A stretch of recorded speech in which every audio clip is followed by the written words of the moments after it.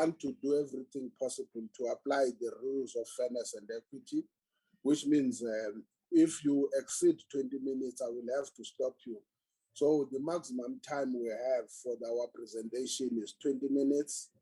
And after that, I will ask for, except if then you have not finished and we finish far ahead of time, we may reconsider reverting back. Who is the first Ari to make the presentation? On PASA, Chair. No, PASA is very disciplined. I know from now, PASA take us through up until, I think I'm correct, 25 past. In fact, it's supposed to be 23 minutes past, but take us up until at a maximum 25 past. Over to you, PASA.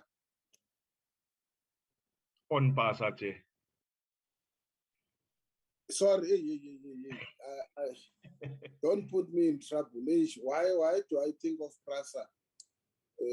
No, please bear with me. I'm thinking out of scope. PASA, yes. Because this all was fired, Chair. It doesn't look as if they're on the platform, Chair. I don't see them yet.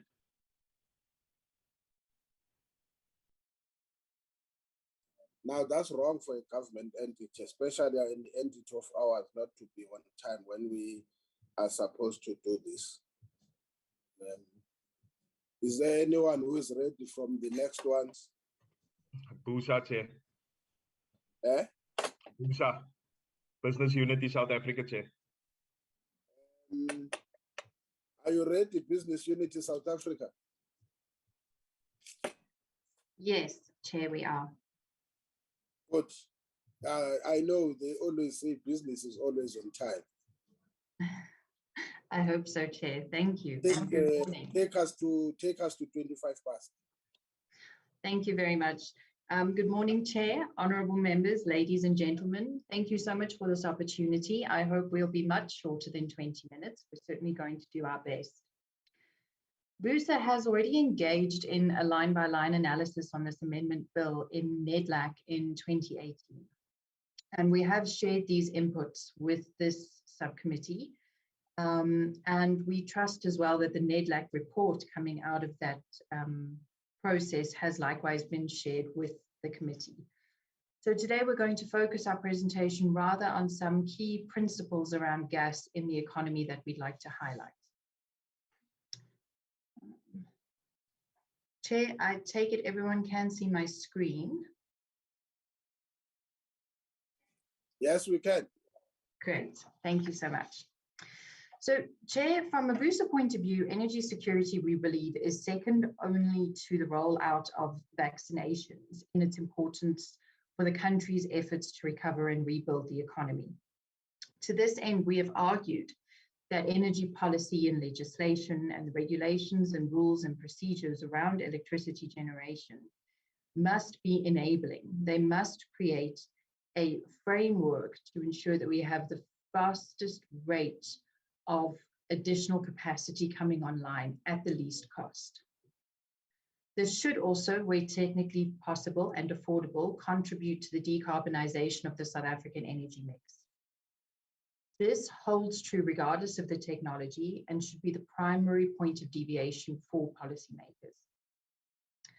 To this end, we believe that any unnecessarily onerous or lengthy requirements must be revised and removed to ensure that electricity generation technologies can be deployed as quickly as possible.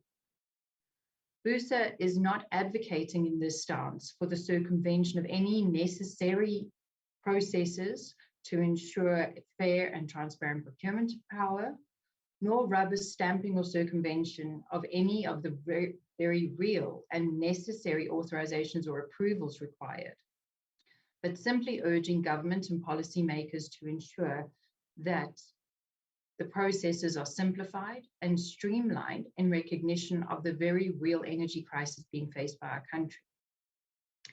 To this end, recording in progress. We would encourage the honorable members of this committee and the department officials in reviewing this bill to consider this in the context before finalization. BOOS's submission in our line-by-line analysis highlights some of the onerous requirements.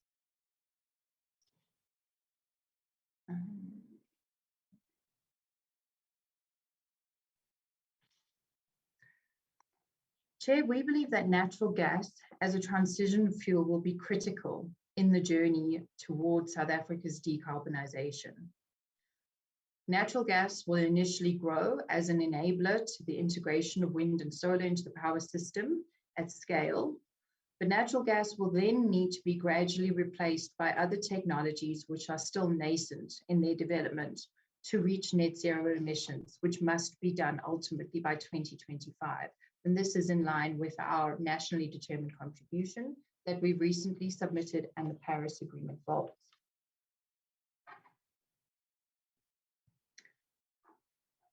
Natural gas has applications beyond electricity generation, and current users in industry contribute significantly to the economy as shown on this slide. Further, there's a growing demand for natural gas for industrial use, and this exceeds the current supply. An enabling legislative framework to facilitate additional supply is key and urgent. The window of opportunity is closing for as more and more developed countries and multilateral development banks and other sources of capital come under increasing pressure to halt funding for all fossil fuels.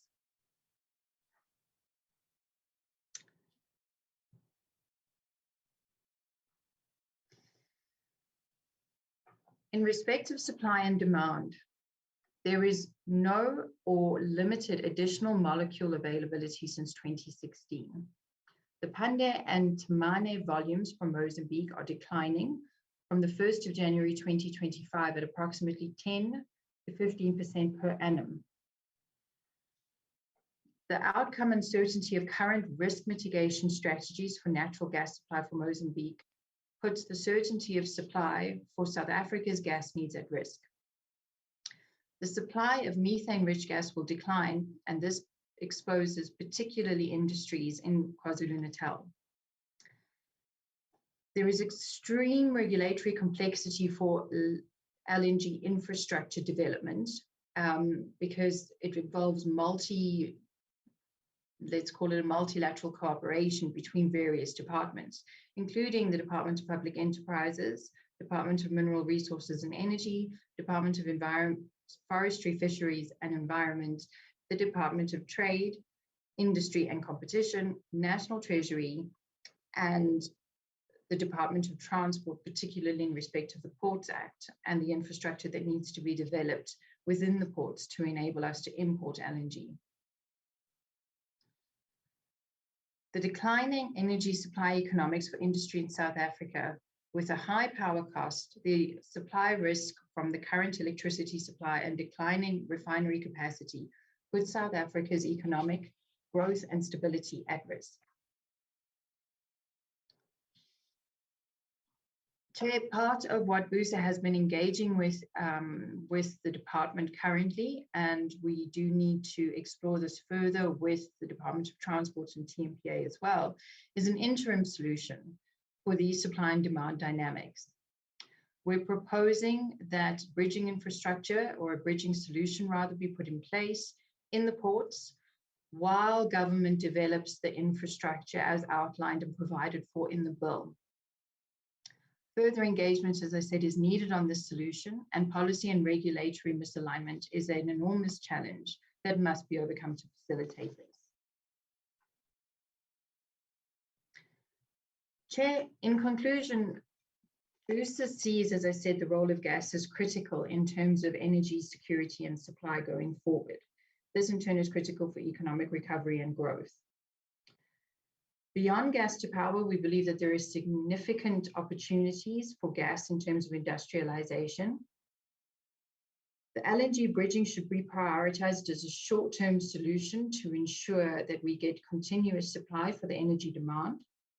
And this needs a coordinated and enabling policy framework to unlock the potential investment and development in natural gas over the short to long term. Accordingly, This bill should be reviewed in the context of any unnecessarily onerous or lengthy requirements, which should be addressed and removed to ensure a streamlined and expeditious process can be followed so that we can ensure energy security for the country and growth for the economy. Thank you, Chair.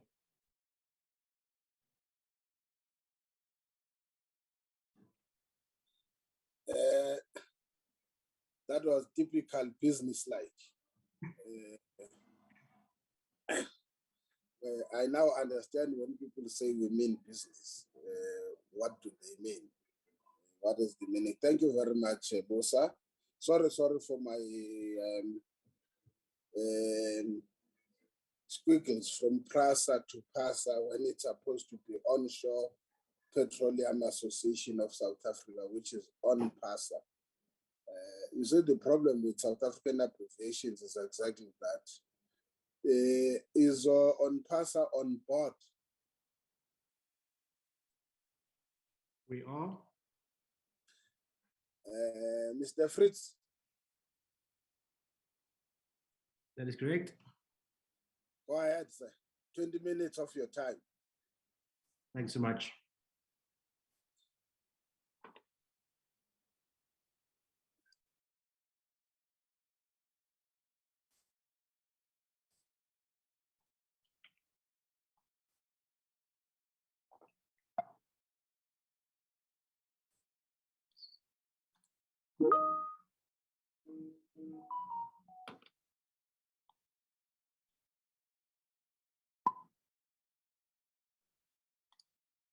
Sorry, is my screen coming up? Not yet. Sorry, I've been having some technical difficulties this morning.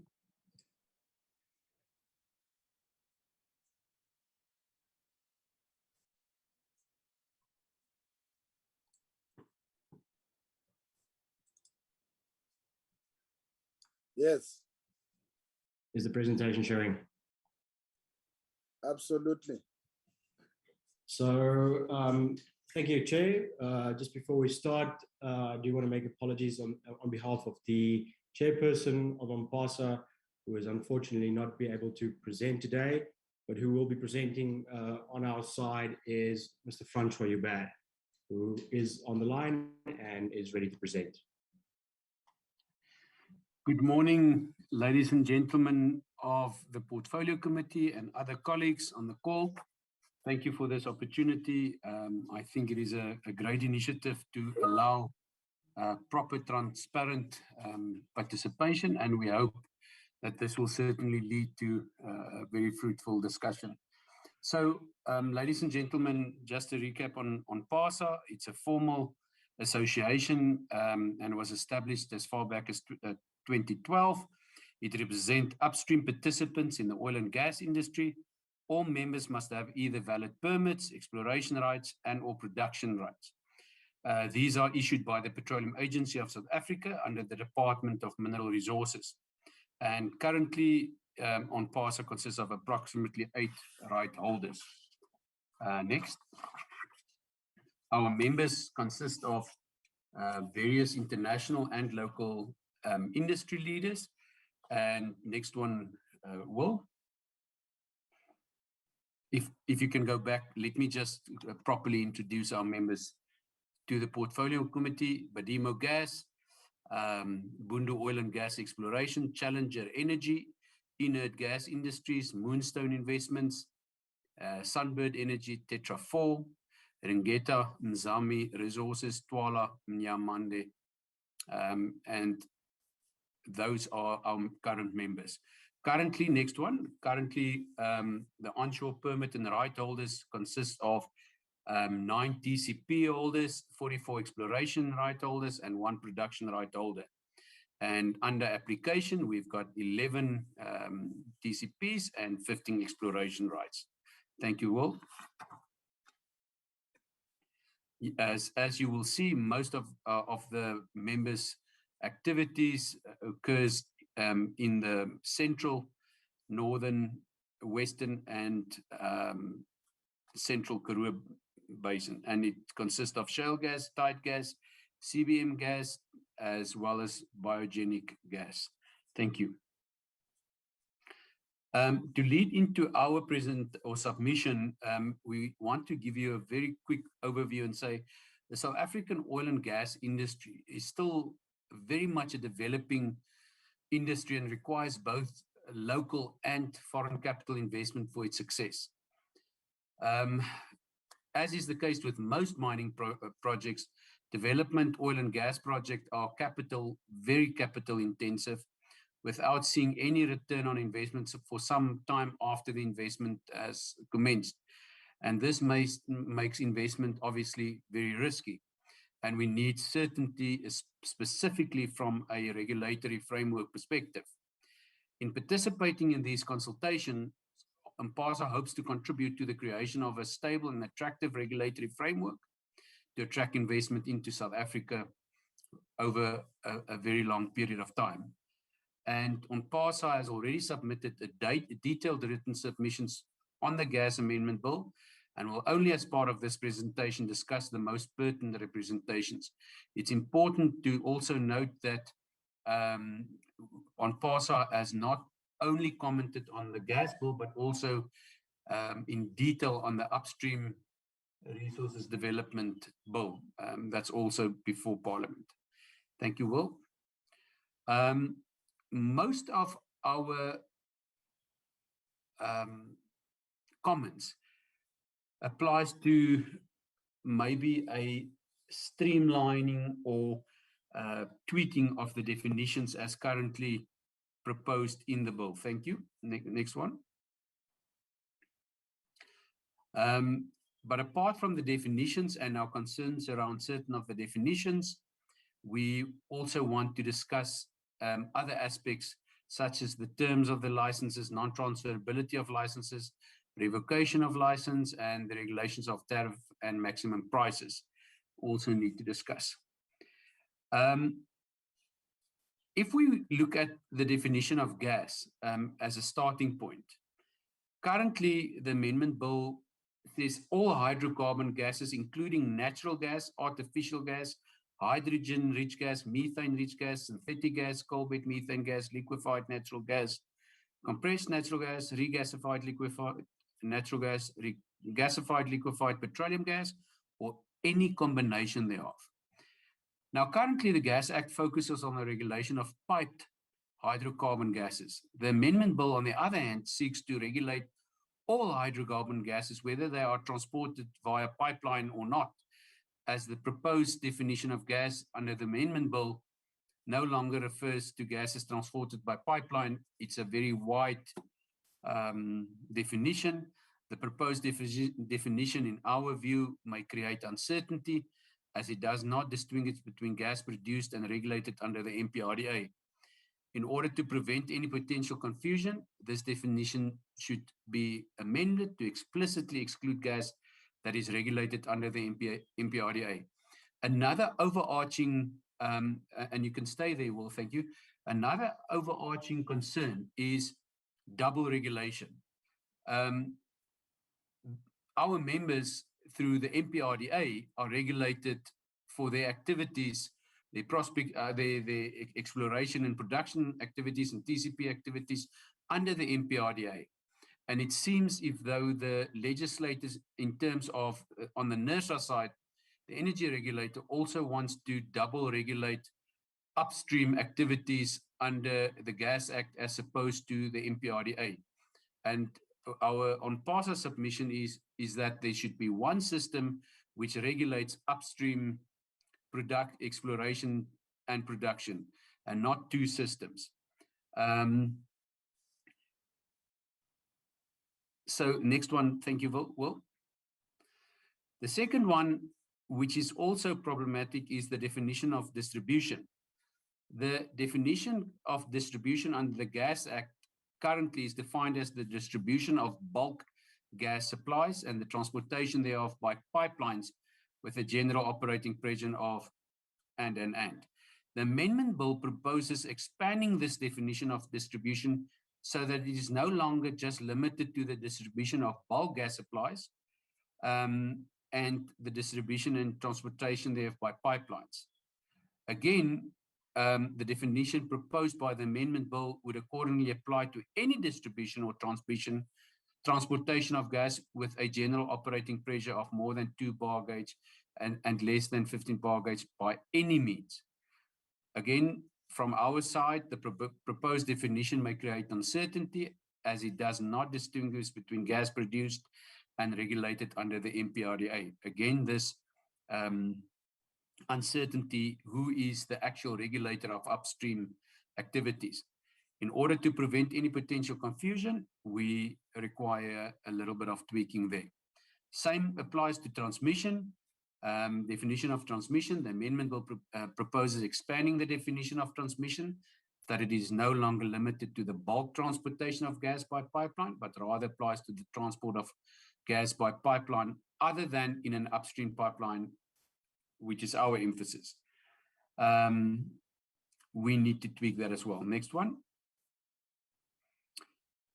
In terms of the definition of storage, the amendment bill proposes changing the definition of storage in the Gas Act from a holding of gas as a service to the holding of gas in fixed infrastructure.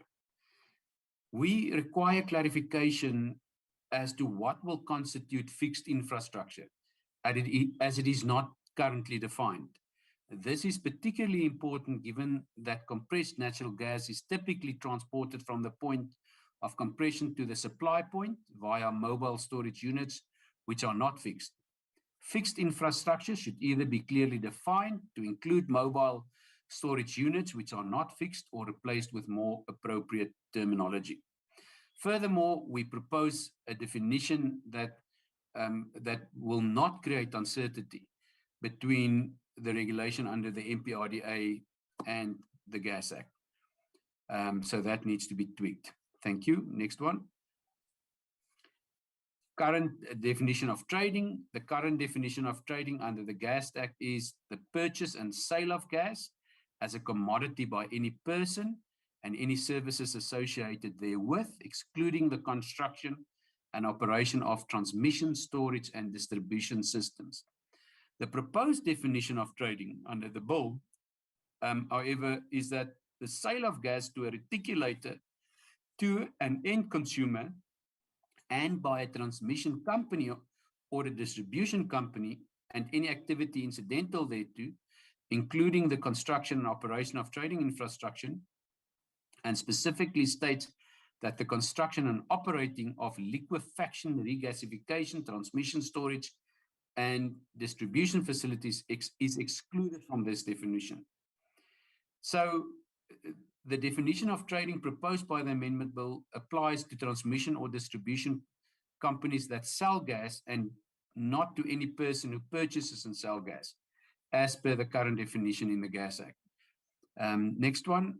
The proposed amendment would therefore result in a lot more people having to apply for licenses, as it would no longer be limited to the purchase and sale of gas, which would increase NERSA administrative burden. It is proposed that this definition applies to the purchase and sale of gas as it is currently the position under the Gas Act.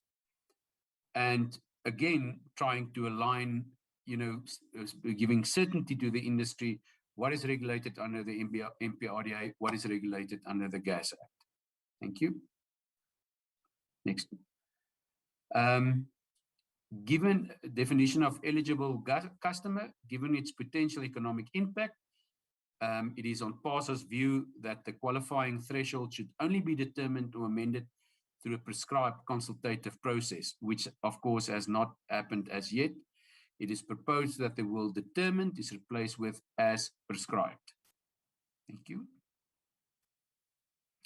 Then just to draw a little bit on the registration requirements, according to section 15B1 of the amendment bill, the proposal is to increase the number of people obliged to register with NERSA and therefore exempted from applying for and holding a license as per Schedule 1. This provision does not refer to gas produced and regulated under the MPRDA. In order to prevent any potential confusion, this provision should be amended to expressly exclude gas that is regulated under the MPRDA. Furthermore, the amendment bill has not provided any time periods and merely states that the application for registration must be submitted in the form and manner prescribed by NERSA. Neither the Pipe Gas Regulations nor the Gas Act rules of 2021 stipulated period of registration operations. This should be addressed to give more certainty in terms of administrative process flow to the industry. Thank you. Next. In terms of our reading of the disposal of gas assets controlled by the state provision that the amendment bill proposes, the Gas Amendment Bill proposes to repeal this provision from the Gas Act. However, the Gas Amendment Bill does not include an equivalent provision, which means that a state-controlled entity may sell any of its shares or assets covered by a license that it acquired pursuant to Section 92 to any privately controlled entity without any open and transparent bidding procedure. This is unacceptable. It must be, if you are going to alienate, if you're going to change control, you need to go through a transparent process. You cannot do it unilaterally through this provision. Section 20 of the Gas Act should not be repealed. It is important that there is an open and transparent process in place in respect of the disposal of gas assets controlled by the state. We need to understand as South Africans what happens to our national assets on that side. Thank you. Next one. In terms of Section 22A proposed exclusivity, the amendment bill proposes including a separate provision that deals specifically with geographic exclusivity. The amendment bill proposes extending the geographic exclusivity provision to include distributors as well as traders of gas. For us, it is also important to note that the definition of distribution under the amendment bill has been extended so that it is no longer limited to the distribution of bulk gas supplies. Effectively, this means that any distributors and traders of gas that have been granted exclusivity by NERSA must supply gas to any person within the exclusive geographic area on request, provided that the gas can be delivered in an economically viable manner. So all customers in a distribution area for which a license has been granted exclusively, other than the eligible customers, reticulators and customers of reticulators, must purchase their gas from the relevant licensee. That's what we say, keep it to the licensee. This proposed provision is concerning as it will effectively prevent distributors and traders of gas from trading freely across the country and will create geographic monopolies and anti-competitive behavior. We understand that traders of petroleum are not confined to certain geographic areas and are free to set up service stations on a national basis. In our view, there should be a similar approach in the gas industry. It is proposed that this section should be removed in its entirety. In respect of the term of a license provisions proposed, the proposed removal of the minimum validity period of 20 years may lead to uncertainty. It is proposed that this provision is amended to specifically specify the minimum validity period of a particular license. This is especially important in terms of financing new projects. Investors or other lending stakeholders want to know over which term do they need to invest or finance a project. So please bring back the term. In terms of the non-transferability of licenses, Section 23 of the amendment bill does not cater for instances where a licensee wishes to assign, cede, or transfer its license to a related entity. License should be freely transferable between related entities. Under both the current Gas Act and the amendment bill, according to Section 25, a licensee who wishes to surrender its license may apply to NERSA to do so, provided that another person is willing and demonstrably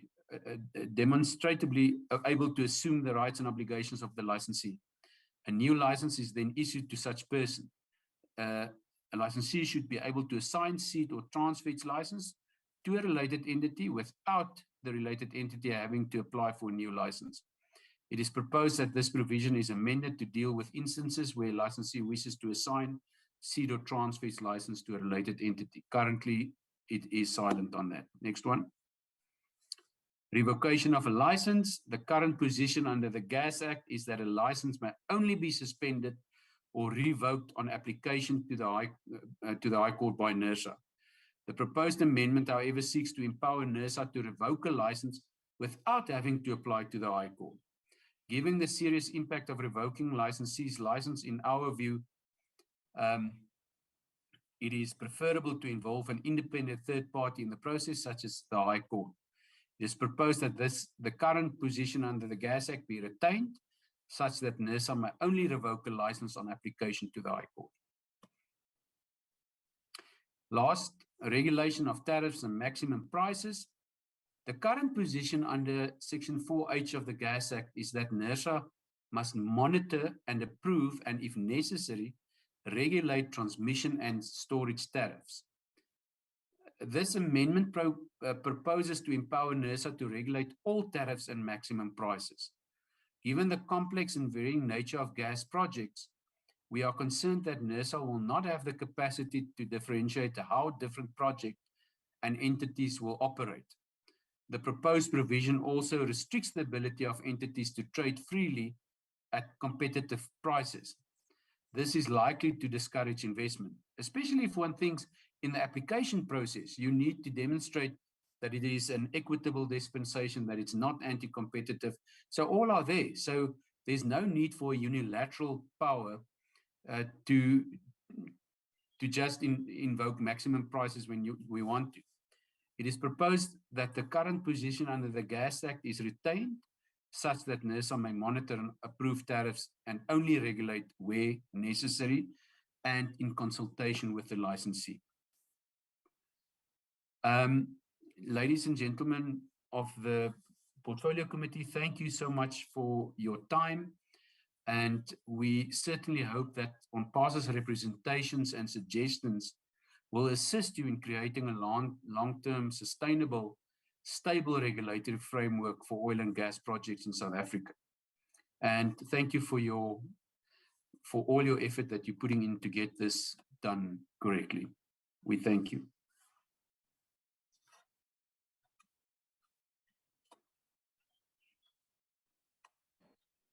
Okay, thank you very much, ONPASA. Who's next, Ari? The South African Oil and Gas Alliance, Chair. Yes, Sakoa.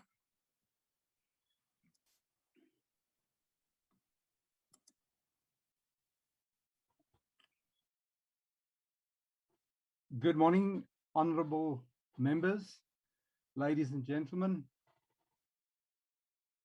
Thank you for this opportunity. My name is Adrian Strydom, and I'm the Executive Director, CEO at SAHOGA. I will be introducing you to SAHOGA and to the team. Firstly, allow me to introduce you to the presenters from the SAHOGA Gas Economy Leadership Group. SAHOGA has 4 engagement fora functioning under the SAHOGA Board of Directors. Firstly, the Gas Economy Leadership Group that is leading this presentation today. In addition, we have the Port Cluster Leadership Group, Shale Gas Leadership Group, and the MOGA focusing on capacity building. Ladies and gentlemen, the presenters are Mr. Craig Morkel, who is the chair of the SAHOGA Gas Economy Leadership Group. He is responsible for opening remarks this morning. And then secondly, Mr. Brent Peterson is from BBP Law. He's the first presenter. Mr. Nzi Tokolo, Group CEO of SLG, will be another presenter. And thirdly, Mr. Tabu Sepua from DNG Energy. Mr. Craig Morkel will do the closing remarks at the end of the presentation. SAHOGA is the leading oil and gas and energy industry association in existence for more than a decade. We are regularly reaching a database of more than 5,000 persons. Our membership varies between 150 and 240 companies. We are actively engaging in networking the sector through industry events online and in person when that is possible. SAHOGA is a DTIC joint action group, and we organize outbound and inbound trade missions in that capacity. We do advocacy and lobbying, aggregate intelligence about the sector on oil and gas and energy, and engage in capacity building in the sector through skills development and enterprise and supply development initiatives.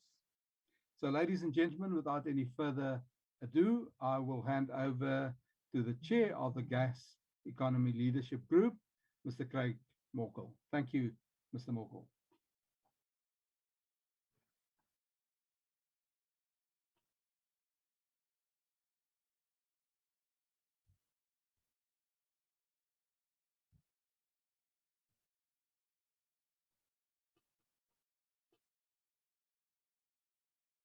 So, Mr. Morkel will be talking about the context of the Gas Act Amendment Bill.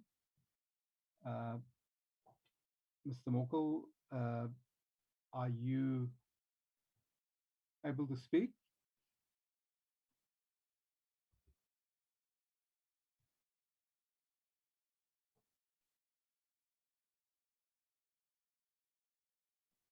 So you may be having some technical challenges, and then essentially we will continue with the presentation for the sake of time, and we will allow him to come in when he's able to come in. So in terms of the policy context, Section 24 of the Constitution, developmental and environmental objectives are being looked at in terms of the environment, people, planet, and prosperity has to be taken into consideration, and we need to make sure that the one supports the other. It is important that we look at the social, the economic in context and make sure that the energy, oil and gas industry serves South Africans. So we'll be focusing on some of the issues related to the gas definition, legislation, regulations, and then some of the regulatory rules. In this presentation, we will have the experts speaking on regulatory rules, H2 regulations. There is a need to tighten that up and make sure that we have adequate regulatory frameworks as we proceed in the energy transition. So if we could just go to the next slide, which will soon get some of the other speakers on board. They know exactly when they need to come in. So currently we are, as SAHOGA, engaged in some of the master planning that is happening in terms of the oceans economy, and some of the lessons that one can learn from that context.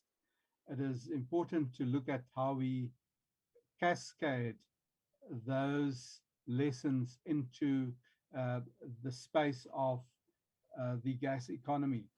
And it is so important that we have a coordinated approach to all of this in terms of the legislation. Legislation should create the space for industry to function adequately and with confidence, so that it makes it easier for industry to get involved, but also for investors to invest with confidence. So if we can go to the next slide, just for the sake of time, we have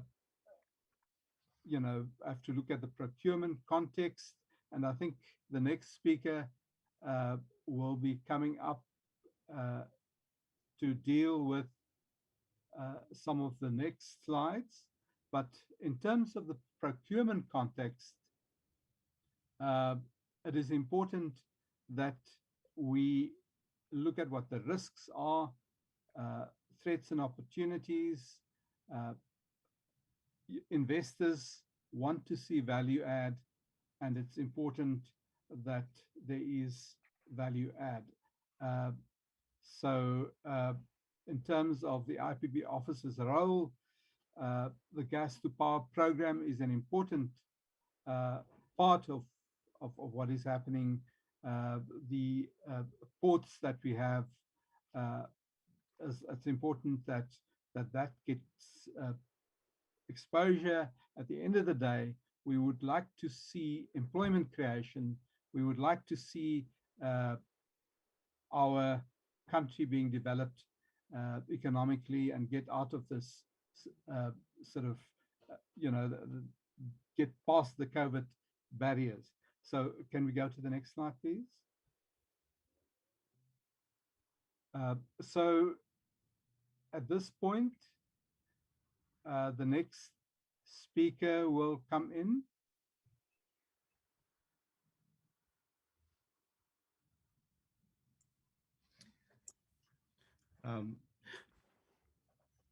Thank you. Thank you so much, Adrian.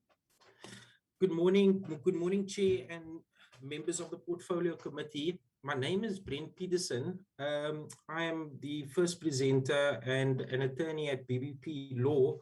And we would just like to thank you for the opportunity for us to be able to provide our input to the Gas Act Amendment Bill. And as a legal firm specializing in oil and gas, naturally as an attorney, we want to make sure that we dig into the detail and ensure that when it comes to the definitions in legislation, that it is crystal clear and that there is no room for alternative interpretation, and that the wording is crystal clear in terms of the reader's view and the reader being able to understand exactly what the legislature's intention is when it comes to the interpretation and the application of the provisions of the Act. As a first point, one of the things that we considered was the removal or the deletion of the word of the term, Department of Mineral Resources, and the inclusion or the proposed amendment that it just be the Department of Energy. Our recommendation really is that the Department of Mineral Resources and Energy be retained as it is, as our understanding is that the oil and gas sector or industry, while it is in its nascent stage, still falls under the specific department or the Department of Mineral Resources and Energy. And as we understand it, nothing else has changed as far as another appointment of a regulatory authority is concerned, particularly with the relevant sections that apply. And with that said, our proposed amendment is that that department be retained. The second aspect is when we were looking at the term of Section 4D in consultation with the Minister, while we understand that the energy regulator will have duties and functions, the ultimate call is, and the ultimate decision is always being made by the Minister itself. But what we want to ensure is that there's not an overlap in terms of the discretionary powers, more of aligning oneself to the objectives of the Act. And if those objectives are specifically clear and the provisions are made with sound clarity or can be clarified clearly in terms of the Act, ultimately our guidance or our first point of call would be that specific section or be that specific provision.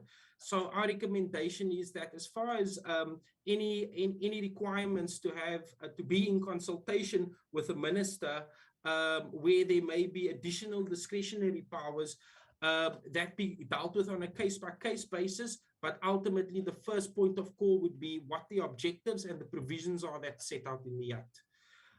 Thank you. Next slide.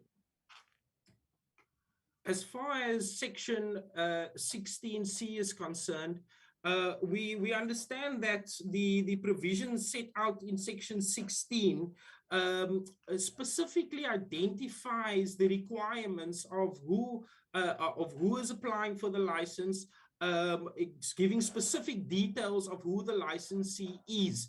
Now, we don't want to find ourselves in a position where those requirements or that specific information is removed, because ultimately it requires then what to clarify exactly then what are those requirements in absence of those provisions existing.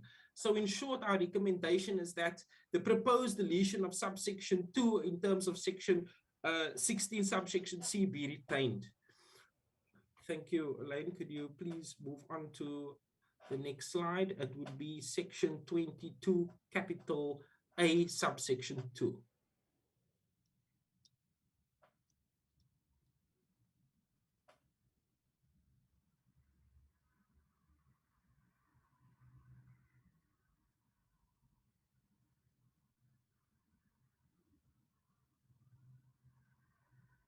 Trying to speak. Almost there.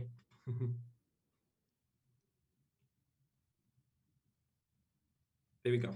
Just one slide back. Thank you. Thanks, Elaine. So we, as far as the additional principles are concerned, we note that this provision provides for additional principles that the minister may impose as far as applications dealing with exclusivity. And our real point is that we would require clarity on the extent of that scope of additional principles. Because if you have a look at section 4D, it specifically states that the minister may prescribe these principles, and that's what we just spoke about moments ago, but no context is given or confirmation is given at what constitutes those principles. So in our view, it's appropriate that those principles that the minister wishes to impose be specifically addressed and listed, so that the licensee and that the energy regulator knows from the outset under what circumstances the minister may exercise such unfettered discretion in that particular regard. So it's just ultimately knowing upfront what the expectations are, having clarity on the basis on which the minister will include those additional principles and have guiding principles that are set out in the Act as a basis, so the licensee knows exactly what is required and what may be expected and the extent of the minister's powers or the inclusion of additional principles are concerned. Thanks, Elaine. Please, next slide.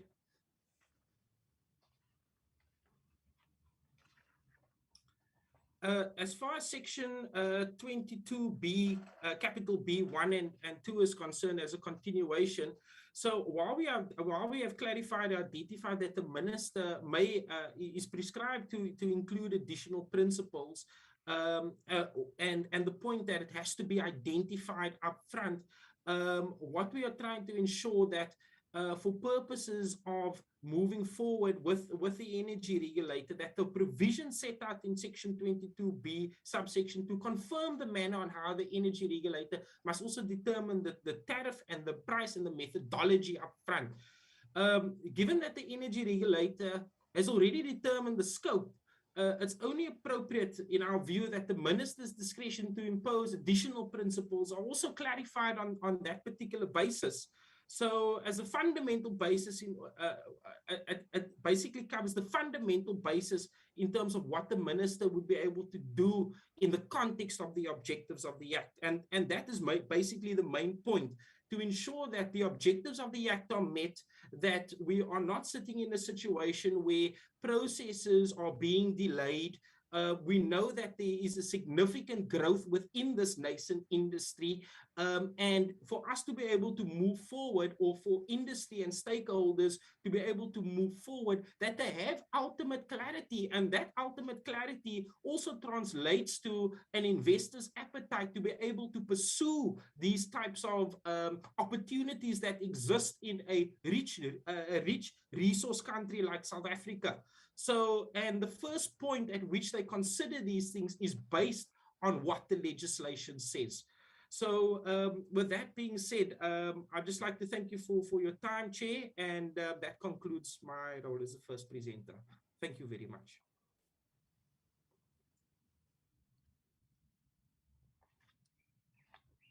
Thank you, Elaine. Can we go back to 3-4 slides up, dealing with section 21?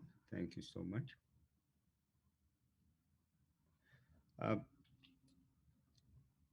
Good morning, Chair and Honorable Chair and members of the Portfolio Committee and colleagues. My name is Mzi Chokolo. Wait, Ramsey. Yes, sir. You are left with, you see, I won't say what you did. You are left with 2 minutes. No problem. That's all I will need. With the discretions in my powers, yes, I sir, will grant you an extra 3 minutes. Much appreciated, very much. So you are left with 5 minutes. Yes, sir. And the presentation must be done. Thank you. Thank you so much. We as a licensee in the space and as a trader of natural gas, and the second largest in the country, have a lived experience of how the application of any of our laws is experienced on the ground. Our greatest and most critical concerns really pertain to the license conditions, which is stipulated in the amended section 21, which seeks to actually broaden the powers of the regulator and actually vest unfettered power on the regulator. And in addition to some of the more undefined powers that the minister now has, this is seen as creating unnecessary and uncertainty in the market, and has the unintended consequences of creating more confusion and even stagnation of investments, as foreseen in section 3.2 of the energy policy white paper. So I would like to perhaps specifically just highlight the key problematic areas in section 21, and start by highlighting what, next slide, Elaine, so we can observe the 5 minutes we have. If one looks at the call for transparency and pricing that is now required, I mean, some of this information, yes, is to be shared with the regulator, but again, it's contractual information which belongs between the licensee and his customers. The regulator is now required to, well, it's given power to demand this information at will. Next slide, Elaine. If one looks at this particular proposed amendment of section 21(1)(j), there is a very serious problem being created here, because it creates an environment of, in my opinion, competing provisions in the Act. The regulator already has powers as per section 21(1)(p) to set maximum prices for the gas industry. This provision also allows them, as part of the licensing conditions, to start dabbling in what is referred to, and it's undefined, as unreasonable or excessive prices. Firstly, the fact that unreasonable and excessive could be subjective in their nature, it actually is undefined in the bill. What it then does, it leaves the regulator with the discretion to make a determination as to whether a price is indeed excessive or unreasonable. This is happening in a context where there is already a provision in 21(1)(p) of the current Gas Act, where the regulator can set maximum prices. So for all intents and purposes, how then would one come out with a provision or a determination that says a price that's below the maximum price is now excessive or unreasonable? This provision is to either be clarified or, in our opinion, actually be removed, because it will not serve the market at all. Next slide, Elaine. We then go into where we allow the regulator to start dictating how infrastructure is actually built. The regulator has no skills to actually get involved in the contracting or subcontracting, for that matter, activities in the construction and operation of gas facilities. This is something that is to be left to the licensees, not only because they have the skills, but actually they own the investment and need to actually be in charge of how these things are built and managed. Next slide, Elaine. We are coming from an environment where it is clear in the current Gas Act 21-1P where the regulator now, 1 minute left, sir. okay, now sets the maximum price. This the bill proposes that the regulator, it doesn't actually spell out, does the regulator still set the price or does it now approve the maximum price? This moves into a realm of the regulator actually setting prices for the market. There is quite a variety and a scope of these powers demonstrated, for instance, in section 34, section I think 31 as well, where there's just carte blanche powers being given to the regulator. And in conclusion, I want to really implore the portfolio committee to reassess this because the lived experience of an unfettered power in the regulator's hands does not serve a market in the state that the gas market is in South Africa, which is a very nascent and developmental stage. It needs the scope to grow, and the market is in a better position to actually grow the industry rather than the regulator. And I think in consideration of the time I was given in addition, I would like to perhaps stop here. I think the point has been made.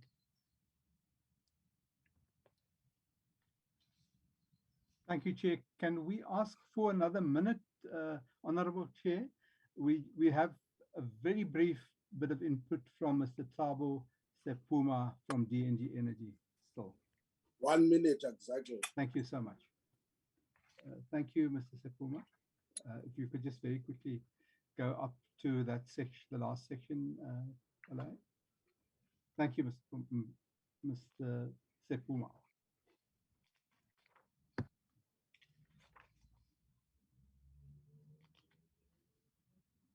You have 1 minute of glory, Mr. Sepuma.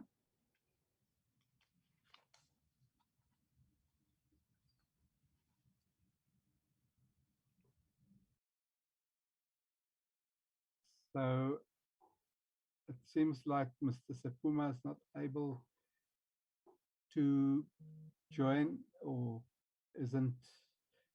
So Chair, I'm going to ask Mr. Craig Morkel just to close off in the 1 minute then. Thank you very much.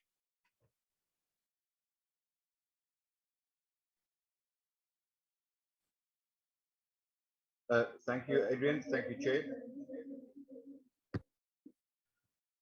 Am I audible?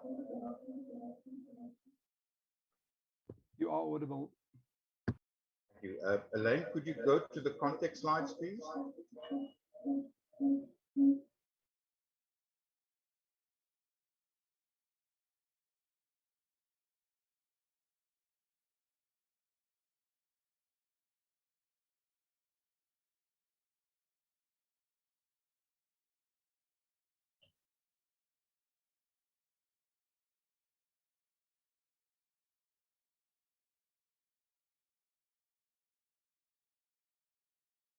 Further up.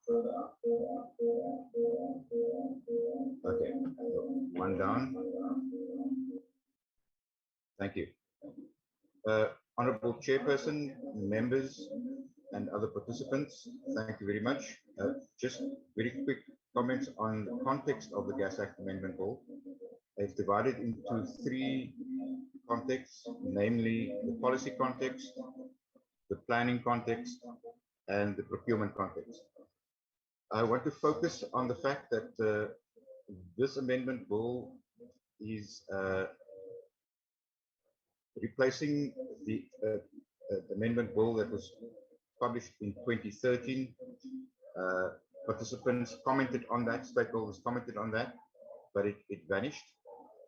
And this is a new attempt that misses some opportunities that were in the 2013 amendment bill. We ask the Portfolio Committee to revisit some of the issues that have been highlighted in our written submission and by our presenters today that reflect on the good work done in preparing the 2013 Amendment Bill. We also wish to bring to Parliament's attention that this Gas Act defines gas as hydrocarbon gases that includes more than just natural gas, but also hydrogen and other gases. Yet there are no regulations for hydrogen, and this could lead to challenges with licensing, operating, besides occupational health and safety. We also see that there is a need to consider a energy charter, given that much of the energy sector in general, including gas to power, could be dealt with in the private sector with no public sector involvement at all, and therefore the Preferential Procurement Policy Framework Act would not apply, and we'd miss the opportunity for socioeconomic transformation. Next slide, please, Lane.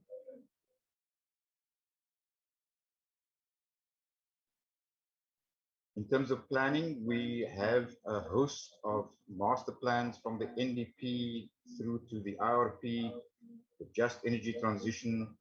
We have a draft gas master plan under development, and there's also a hydrogen SA roadmap under development. The question then begs to be asked, who coordinates and how are these master plans fitting into each other? And are we able to radically improve implementation beyond the procurement programs presently underway?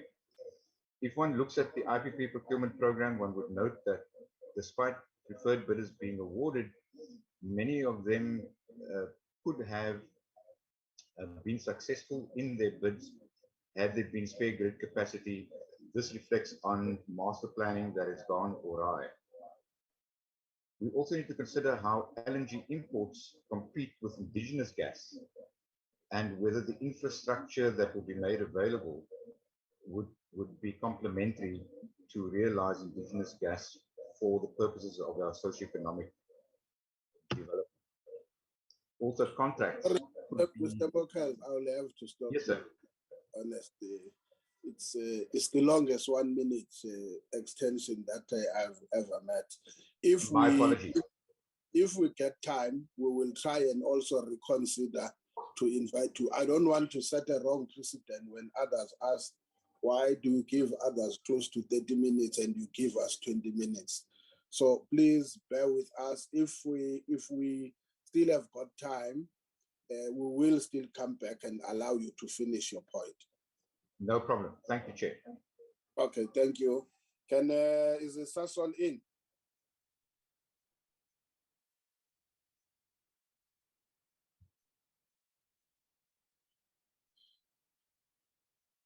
Ari? I take it when there is no answer, then they are not in. They are in, Chair. Yeah, they must answer. That's all. Good morning, Chair. Apologies for... We can't see you by a presentation hand. Anyone can put the presentation. Okay. I see you are... Okay. Take us through to 25 past. If you finish before that, that's fine. Thank you, Chair. And Chair and honourable members, thank you for the opportunity that we've been afforded to present here. I think at the outset, we really want to just reiterate, I think, what Busa has said before, and that is that gas is imperative for the development of the South African economy. It is a critical bridging fuel in terms of reducing emissions.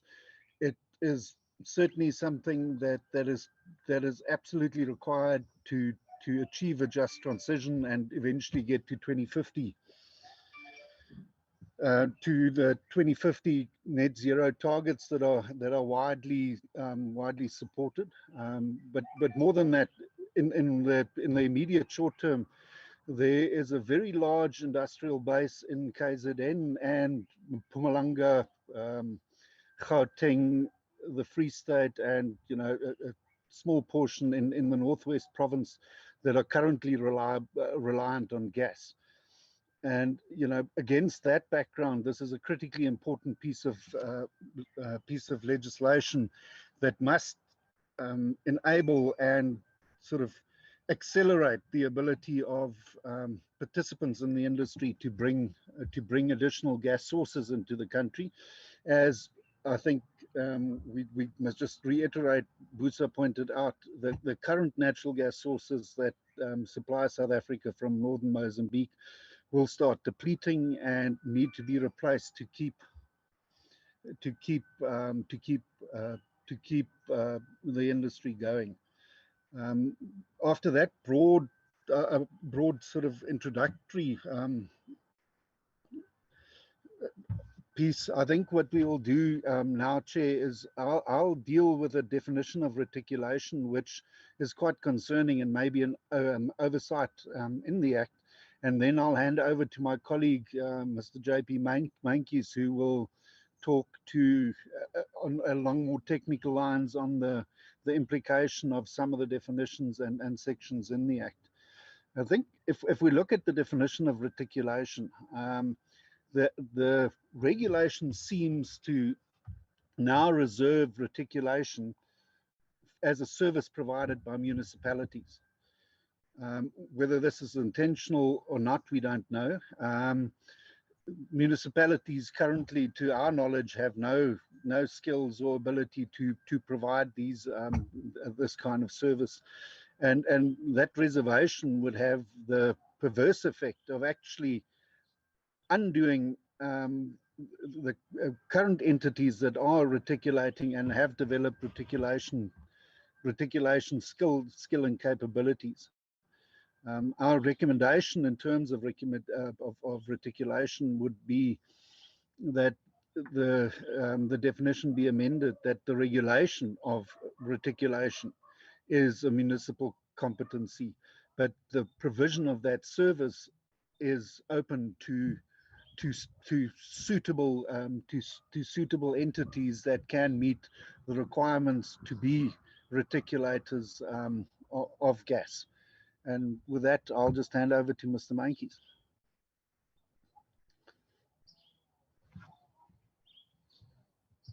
Good morning, Mr. Chairman, members of the committee, as well as the other colleagues online. I think as Busa has indicated, there has, as part of the process in commenting on the bill under consideration, there has been input given from our side as well on a line-by-line analysis of the proposed legislation. And what we would like to do in the rest of the time allotted to us is just highlight a few of the major concerns that we also pointed out in the submissions previously made. I think one of the first one where we want to start also links on to one of the points that Unpasa's presentation dealt with earlier, and that is that in the current legislation before the proposed amendment, the production is defined in a way that includes both the synthetic production of gas as well as the production of natural and other gases in the normal upstream context of it. The proposed, within the context of that existing production definition, there is then a requirement for producers of gas and importers of gas to register with NERSA. And in that way, obviously, NERSA takes cognizance of the gas that comes into the South African market. However, the licensing and the regulation of the production of the gas doesn't fall within the context of the Gas Act and remains within the context of legislation like the MPRDA and the Petroleum Development Resources Bill that is currently in process. Now, in the amendment which is currently under consideration, the proposal is to change the definition of production, and production will, in the amended act, only refer to production as contemplated in the MPRDA, and therefore will not expressly include the synthetic production of gas. The further concerning issue in this regard is the fact that the amendment proposed to change the definition of trading from what it is currently, namely the purchasing and sale of gas. And in the proposed amendment, the Gas Act will in future provide that trading is the sale of gas to certain entities as defined in the specific definition. Now, the consequence of this seemingly small change is that there is a resulting double regulation that is brought about, because if a producer of gas now is selling the gas that is produced, whether that gas is produced from an upstream source or a manufactured source, then under this new amended definition of trading, such a person will be engaging in the trading activity, will be required to get a trading license in terms of the Gas Act from NERSA, in addition to the licenses and concessions that such a producer already is required to obtain in terms of the MPRDA or the applicable legislation that regulates the upstream activity. And then furthermore, as a trading licensee in terms of the Gas Act, such producers will therefore also fall within the ambit of the price regulation that the Gas Act provides for. And therefore, in addition to the licensing requirements that a upstream entity would need to comply with under the MPRDA and similar legislation, in addition to that, the upstream participants in that part of the gas value chain will also be required to comply with the requirements of the Gas Act. In order to address this concern and to make sure that there is a clear line between the regulation of upstream production activities and the downstream trading activities in the commercial and retail market, the recommendation that we want to put forward is that the definition should include the phrase purchase and sale of gas in order to avoid the concerning consequences that we've pointed out. The next point that we would like to highlight as a concern to be addressed in the drafting of the legislation is the inherent consistency of the two particular provisions in the Act that deals with price regulation by the regulator. So the new Section 22B that is proposed in the amendment bill provides for the regulation by NERSA of tariffs and prices. And the way that the Gas Act structures the regulation of the gas market is tariffs deal with the service linked to infrastructure like transmission and distribution, storage, regasification, and the like. And the services rendered by the use of that infrastructure is rewarded through a tariff to be regulated by the regulator. The bill also intends to expand the jurisdiction of the regulator to include the regulation of distribution tariffs. We, from Sasol's side, as a licensee in the distribution space, we note that expansion of the jurisdiction of the regulation, and but in our view, that will not bring about major implications, because in any event, the way that the distribution tariffs are set out at the moment complies and is aligned with the tariff methodology that NERSA has adopted for transmission tariffs. So when it comes to the regulation of price, and price is the compensation for the actual sale of the commodity, the gas molecule in itself, Section 21(1)(p) and the amended version thereof maintains the requirement that inadequate competition must exist in the market for the jurisdiction of NERSA to be established to regulate the maximum prices. However, when one looks at the drafting in Section 22(b), then that prerequisite for the regulator's jurisdiction over maximum prices is absent. And in reading the two sections together, there is then a ambiguity created. And our recommendation is that in Section 22(b), either a cross-reference back to 21(1)(p) or a reference to the requirement of inadequate competition should be included.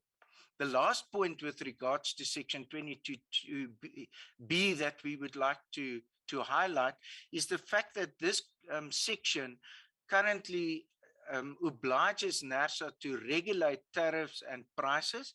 The current language in Section 21(1)(p) and in Section 4 of the Act requires monitoring and approving, and if necessary, regulating. And in Section 21(1)(p) dealing with prices, it expressly requires the approval of maximum prices by NERSA. Now, this process or procedure that has been created by the Gas Act puts NERSA in a position that it is apprised of the applicable context within which a maximum price or a tariff is applied for by the licensee, and therefore NERSA is put in a place to adequately evaluate and weigh up the different interests of the licensee as supplier of the service or the commodity and the users of the service. And the Act also requires the tariffs or the prices to be approved for a specific licensee. Moving away from this approach and basically obliging NERSA to regulate all tariffs and all prices may lead to a one-size-fits-all type of approach, both for the regulation of tariffs and prices, which may not take into account the specific circumstances and the different sources of gas that actually comes into the market. And in this regard, our recommendation is that Section 22(b) should clarify that the process is still requiring an approval of tariffs and prices by NERSA. And then the last point that we want to address is the introduction of the requirement for the gas master plan in Section 28A, and then the 28B process of ministerial determination, which is linked to that. Now, obviously, we welcome the fact that the Gas Act specifically refers to the requirement and places an obligation on the minister to generate and publish the gas master plan, because that links back to the requirements of sector-specific master plans as set out in the National Energy Act, and therefore it creates a coherent policy and regulatory framework by evolving or devolving that requirement also into the sector-specific regulatory legislation, namely the Gas Act. The concerning issue is just that it is important that the gas master plan be in place in order to provide policy and regulatory certainty to participants and intended investors in the market. And our recommendation is that in Section 28A, there should in addition be a requirement that the first gas master plan should be published within a certain time of the promulgation of the amendment of the Act, and then the cadence on which the review and the updating of that plan is required from the minister should also be specified in the legislation to ensure the policy certainty is provided provided to the market and all the relevant stakeholders. And then the process that is introduced in Section 28B, where there is a specific power granted to the minister to determine the need for new or expanded transmission, regasification, and other infrastructure. We think that that is a positive move in the support of ultimately implementing the gas master plan and making sure that the dearly required future investment in the market is brought into operation, and the necessary importance and requirement of the development is addressed by this mechanism. From a concern point of view, there's two issues that we just want to highlight in this regard, because the way that the section is currently structured, it actually creates a two-step approval process.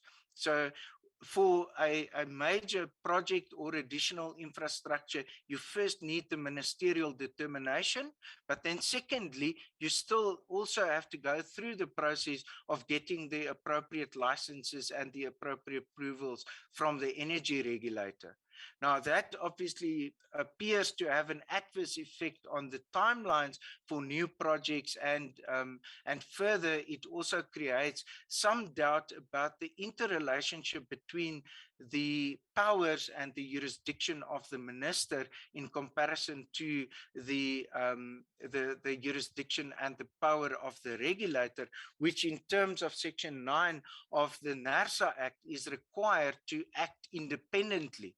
But in this specific provision, there is a requirement that the power of licensing to be exercised by NERSA is predetermined or requires a determination by the minister, and that might adversely impact on the independency of the regulator.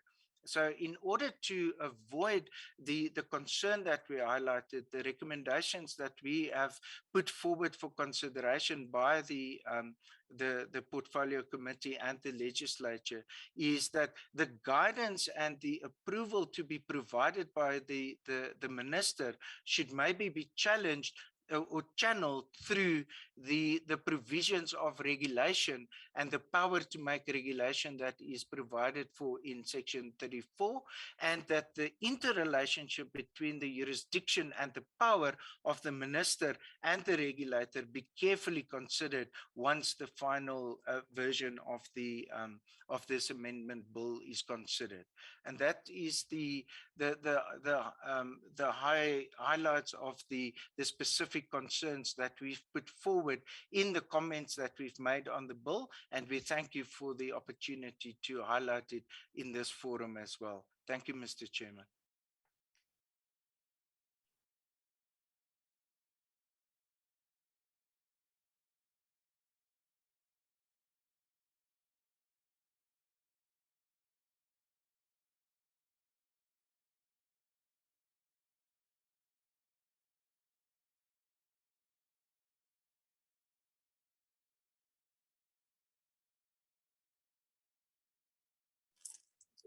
Are you done?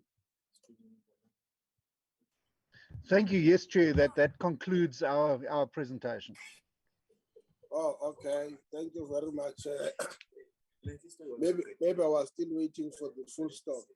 I think the last one now will be Kosatu Neari and Ayanda, I'm correct? That's correct, Chair. Yes, Kosatu, can you take us to 10:45?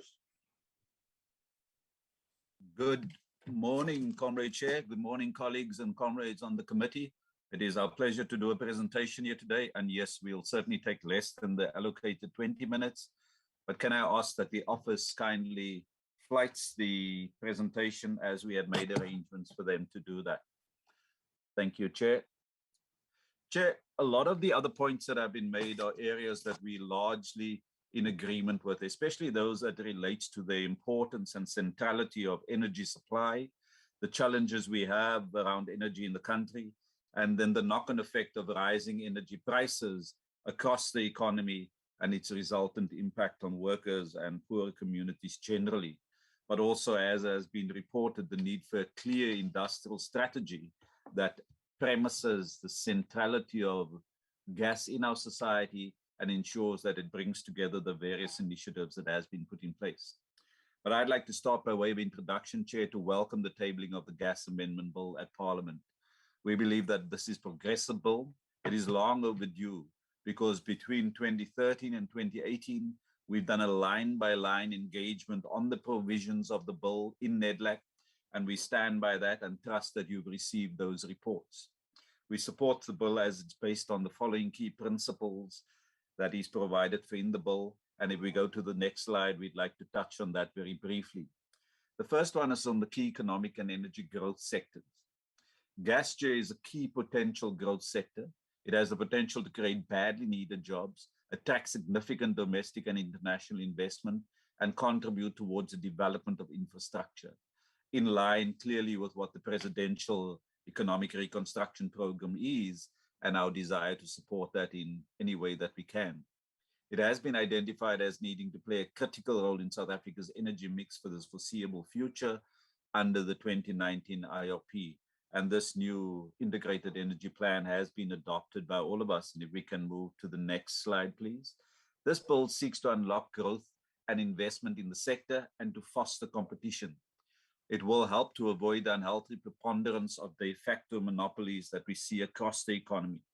One of the biggest challenges in the South African economy at the moment is the fact that it is such a concentrated economy, with many of the historical owners of wealth in South Africa getting the inside track on coming into new sectors. And with the intention of ensuring that we promote transformation, we have to ensure that we undo those monopolies and that sense of concentration that exists within the economy. Gas, in our view, is an important component of regional economic growth, and in particular for Mozambique, where South Africa is a key investor and where we continue to procure most of our gas from. The growth in Mozambique will also ensure that we're able to contribute to addressing this notion of South Africa being an island of prosperity in a sea of poverty around us.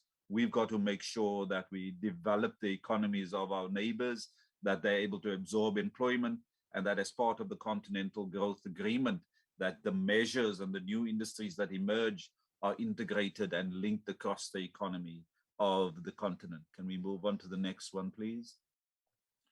This bill addresses many of the gaps in the existing act. I think it's sticking now, Chair, so we can just try again. But this bill seeks to unlock growth, and there we go. Various gaps in the existing act, and helps to ensure that it is brought into line with the current economic developments, that the state, and to ensure that the state is sufficiently capacitated to play a developmental as well as an oversight role.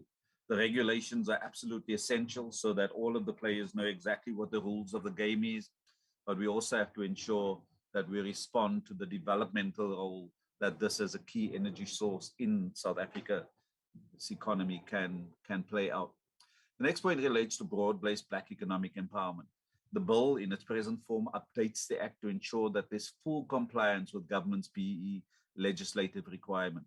This bill also provides a space and support for inclusive definitions of potential economic role players, including, but not limited to, cooperatives, worker and community-owned participation, and then the general entrepreneurial activity. These are critical if the economic ownership patterns are to be transformed in South Africa and workers and communities are to be meaningfully empowered. If we can move on to the pricing, the bill provides and empowers NERSA to play a critical role with regard to tariffs and price setting. NERSA and the role that it's played in the rest of the economy, and more particularly the tariffs around electricity, has shown that they're an independent institution, and we believe that year two, they must demonstrate that responsibility. In particular, we believe it empowers NERSA to set maximum prices. It also compels companies to disclose their cost structure so that we can evaluate their pricing requirements and pricing demands, and also ensure that NERSA is required to conduct its oversight and decision-making processes in a manner that is transparent to all of the players in the industry, as well to the communities who depend thereon.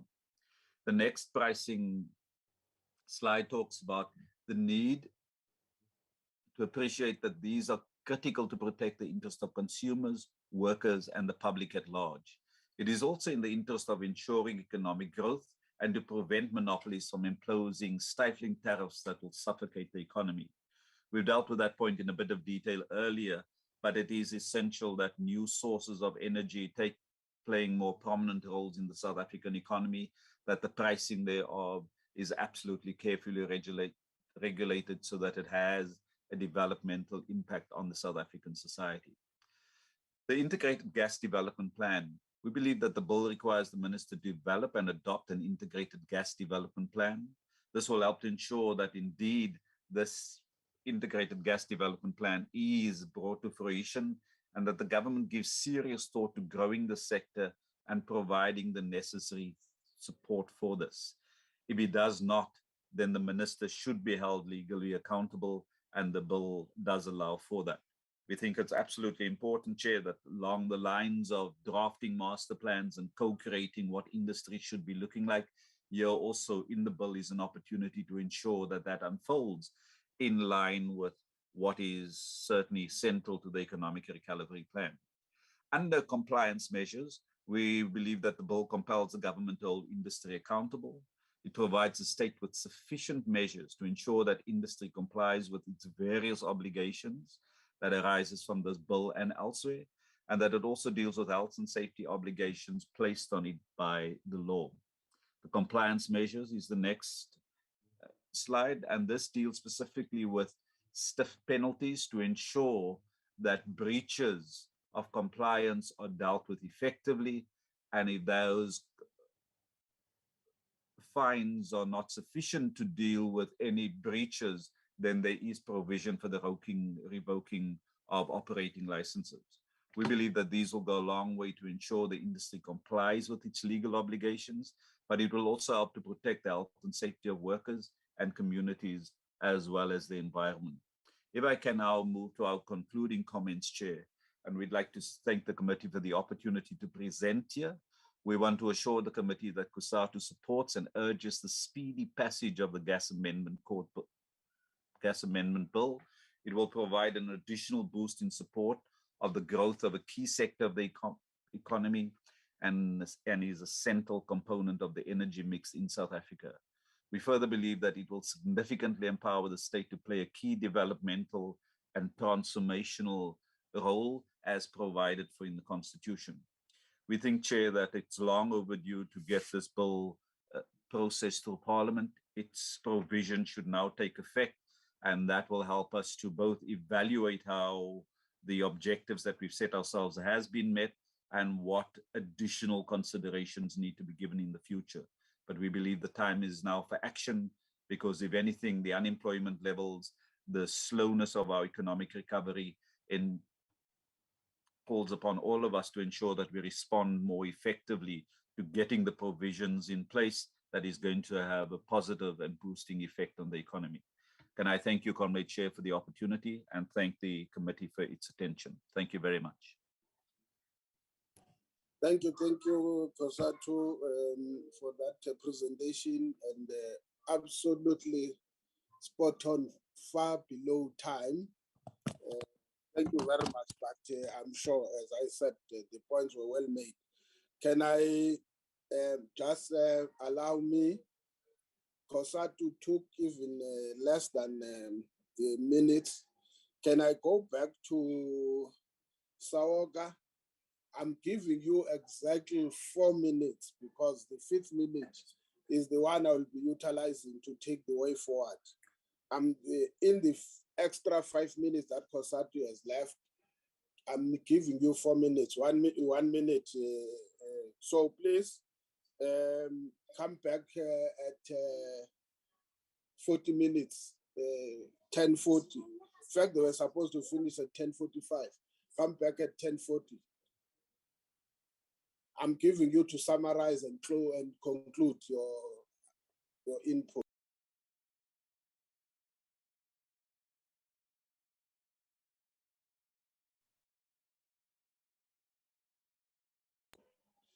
Are you gone?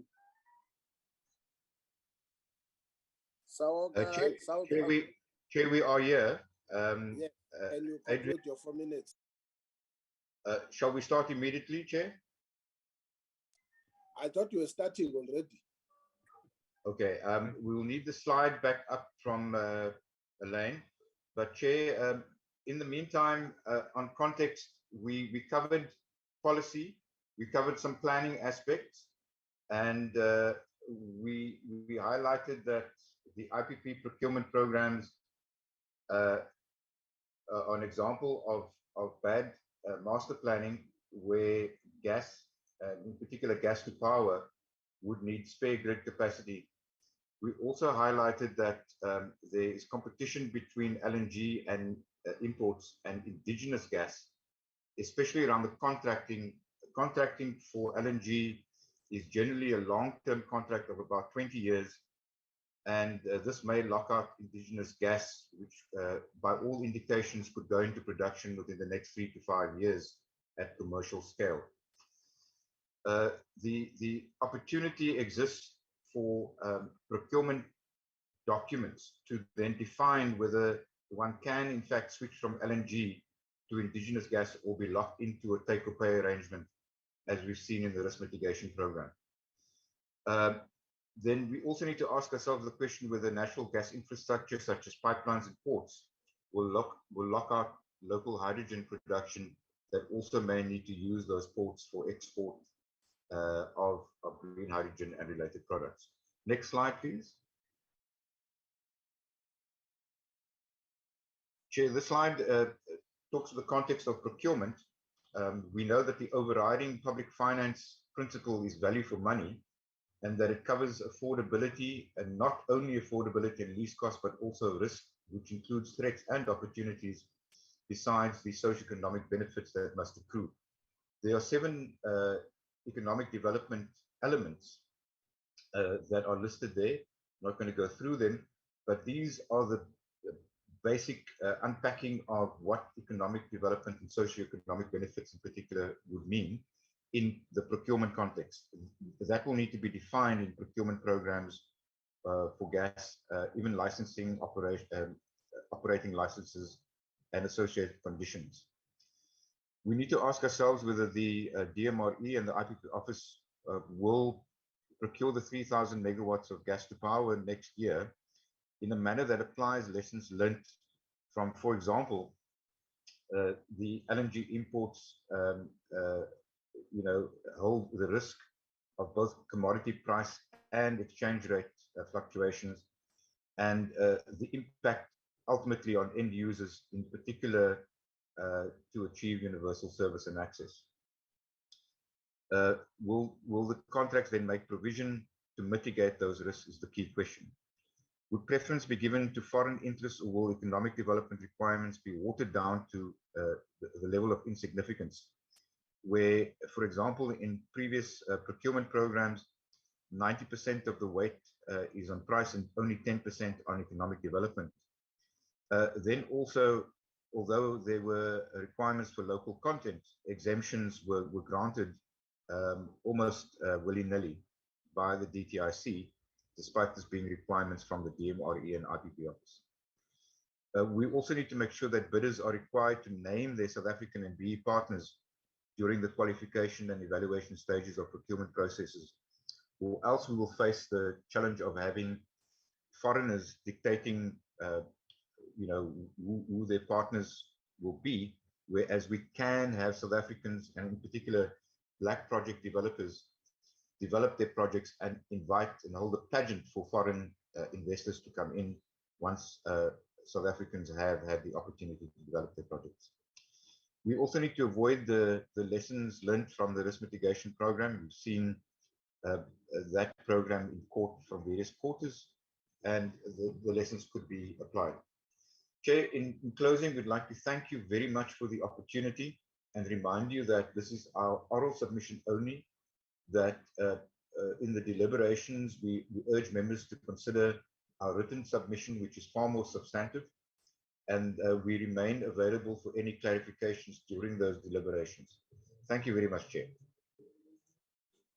Thank you very much, Saoga.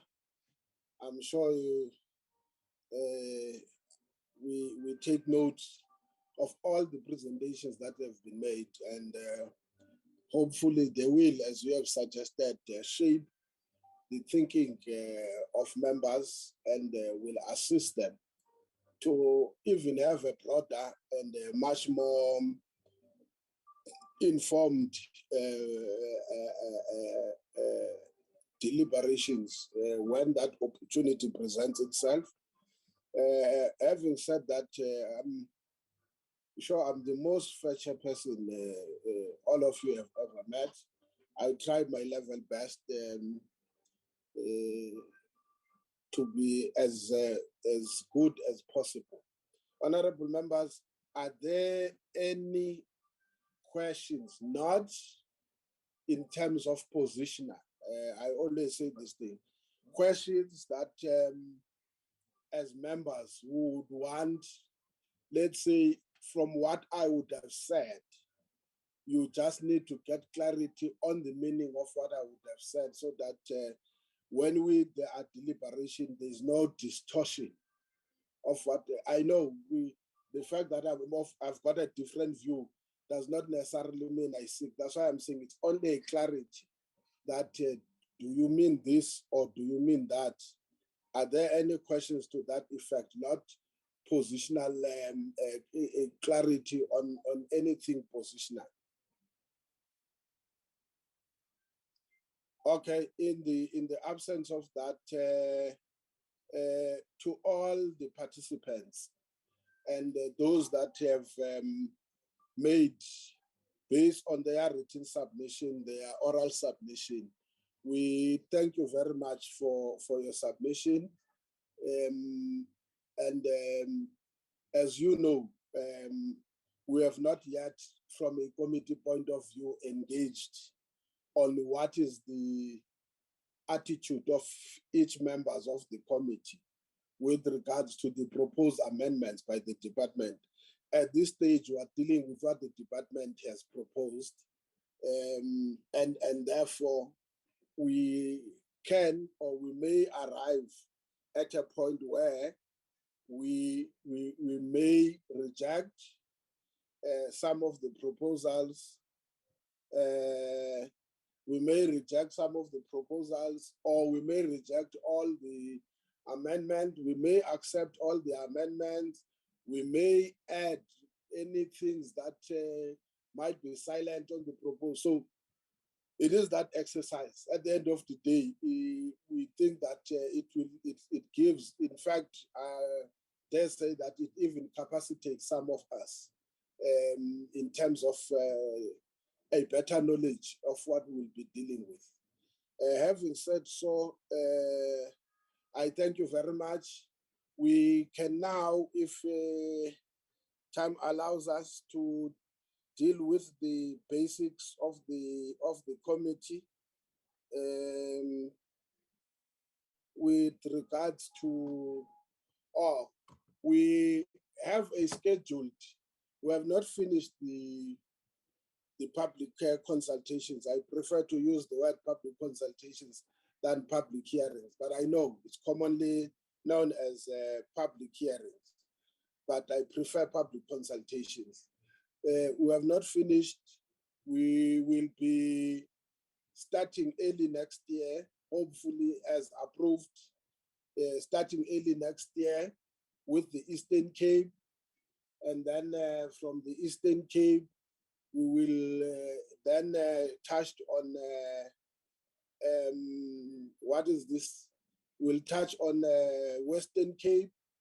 From Western Cape, we'll go to Northern Cape, and then Free State will be our last destination. So we hope, in as much as you may have made your submissions here, there may be others who would have missed to submit written submissions. We will still be open on those public hearings to hear their own views before we then start to deliberate on the proposed amendments to the Act of 2001. Thank you very much for your submissions. Are we not supposed now to be dealing with the set of minutes outstanding? That is correct, Chair, the outstanding minutes. Yes. Let me check first.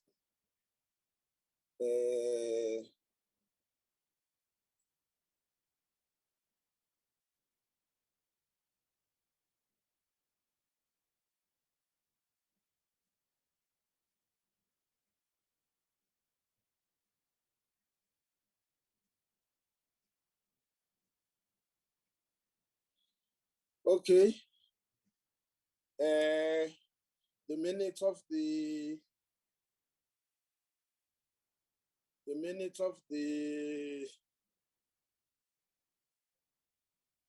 31st August. There's the attendance and the rest. Number one, number two, don't rush. Number two,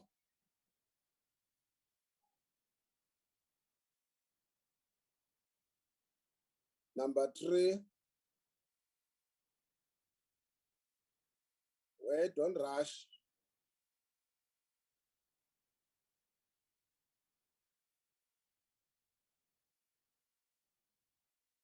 Go up where it starts.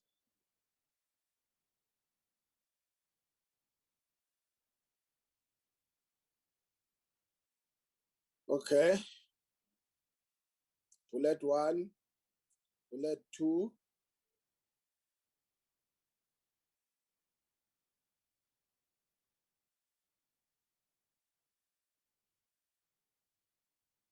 bullet three,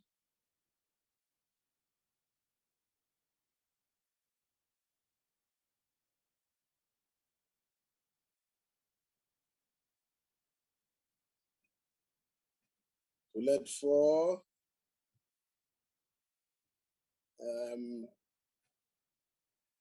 bullet five,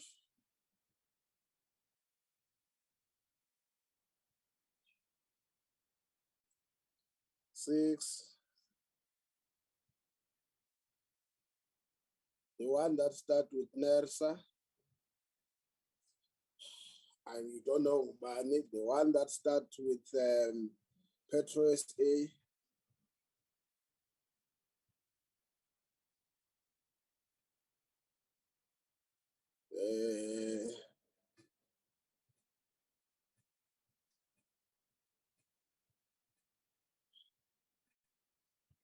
On self, Nexa,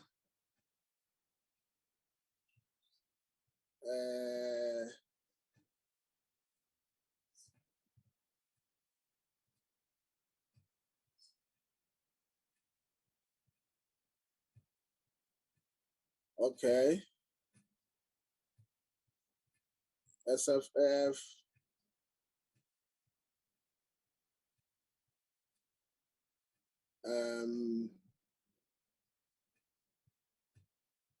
second from bottom,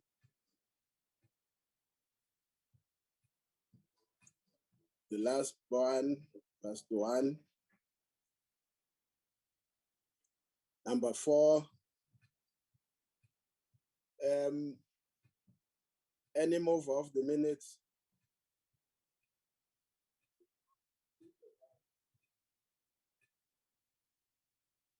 I move, Chair, for the adoption of the minutes as the true reflection. Thank you.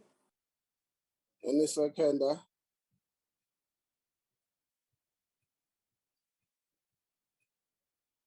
I second, Chair. Thank you, Mr. Mashaule. Any matters arising?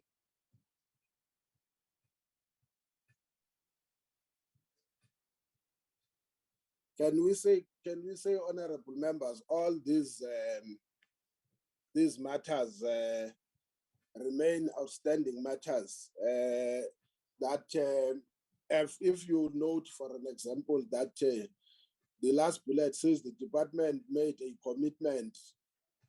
In fact, you must take out in that, made a commitment that they would attend to all the issues that have been brought to their attention. The department was aware of these issues and had started working on them, but just needed to be frank and honest when they appear before the committee on how they were going to deal with those issues. I'm just saying with that send note, I'm saying I retake the in after the commitment. Suppose we say the department made a commitment, not in, that they would. Can we then maintain that it means at some point in the program, we will need to again get progress report on now directly consequent management measures that would have been taken as the department has made it aware. Can we live with that, honorable members?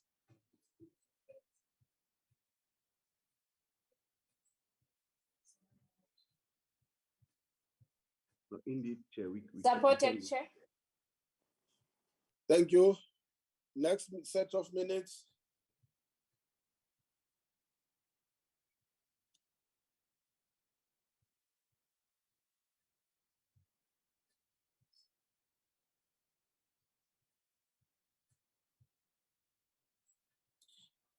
Number one.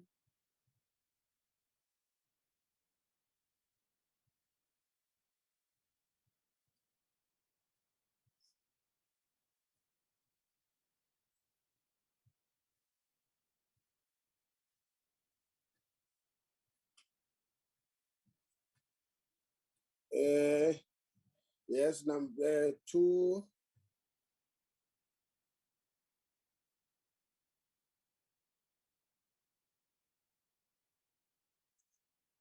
Uh, 2.1.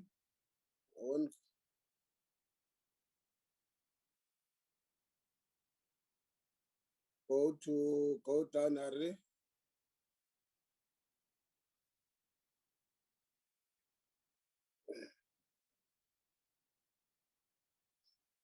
Two point one, 2, 3.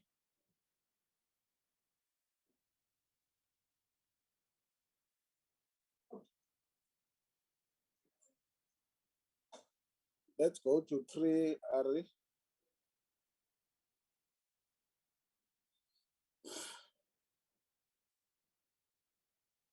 Go down, Ari.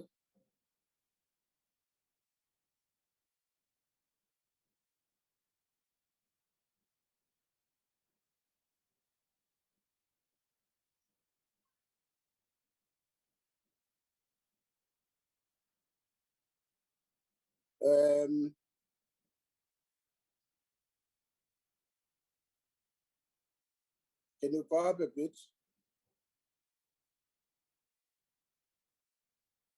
Go up, go down.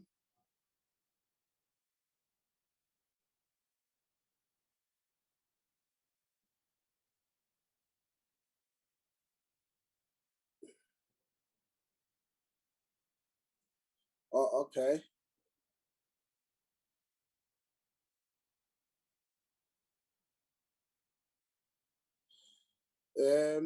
Is there any move of the minute?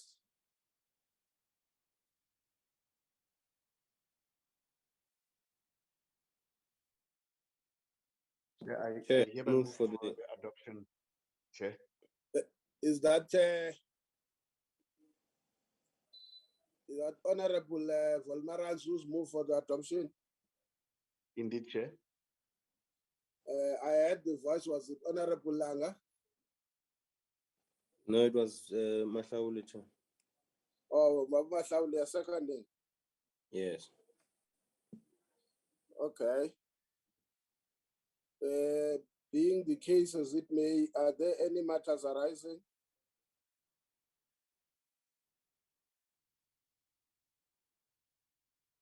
I think the information as requested was done. We are dealing next week, Tuesday, with the issue with regards to the risk mitigation independent power producer procurement. So I don't think there's any other matter. Are there any other minutes, Ari? Yes, Chair. Yes. Yeah. 16, 19 November, 16, 19, 23, and 30 November, Chair. Yes. Bring them on. We're still on time. Let's leave the preliminaries. Let's go to, yes, opening, the BRRRs. Why my mind pretend makes as if we, okay.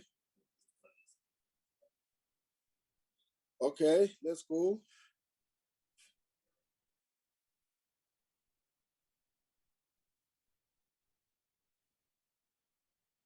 Any mover of the minutes?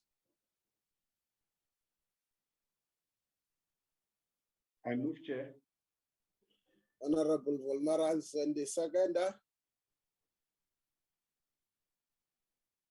Second, Chair. Thank you very much. Matters arising, I don't see how possible would it be to have matters arising, but that's the procedure. Okay, next set of minutes, 19. Where is 19?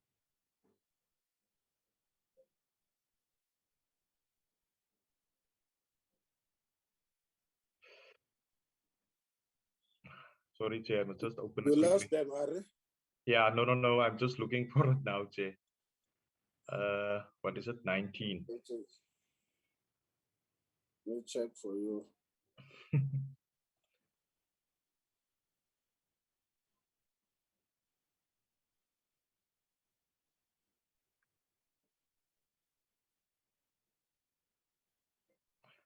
I need to close some of these first, Chair, before it shows. Where is it now?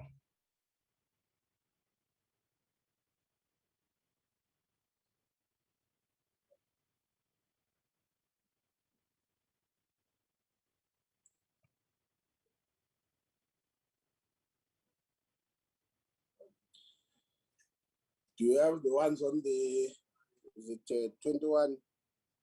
It's 19 now, Chair. There we go. Yes. Let's go to accept if there's any other matter. This one is very short. 2 and 3.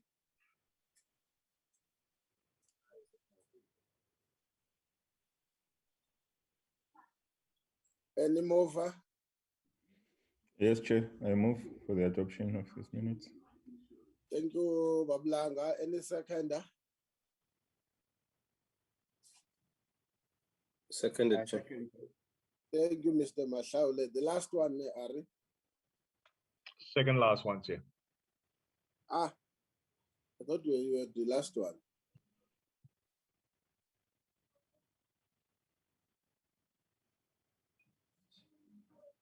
Okay, let's, what date is this one? Is it 3, Chair.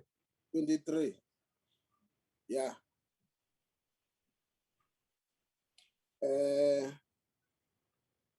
2,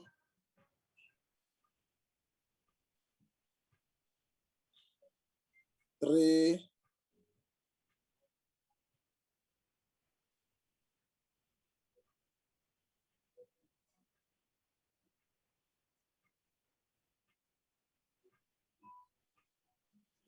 4. Okay. Number 4.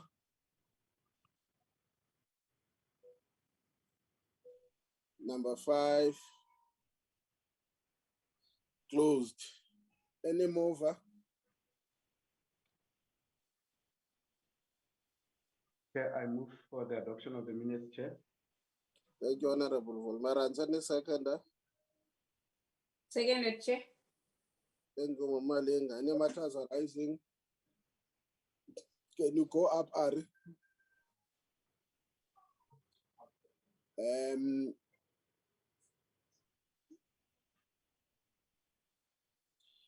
Except the first one, honorable members, I'm sure when we deal with the first quarter, we will include the issue with regards to consultation with stakeholders. The second one, for now, I must make a confession.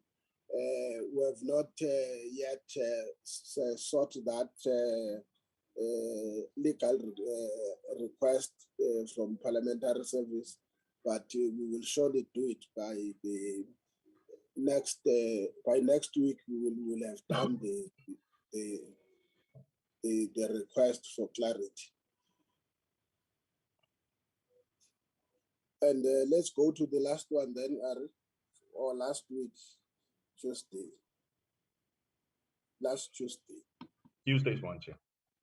Yes.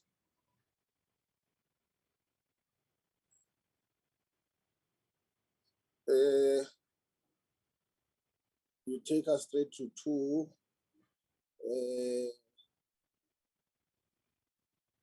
Is there, go down. Is there any move of this minute?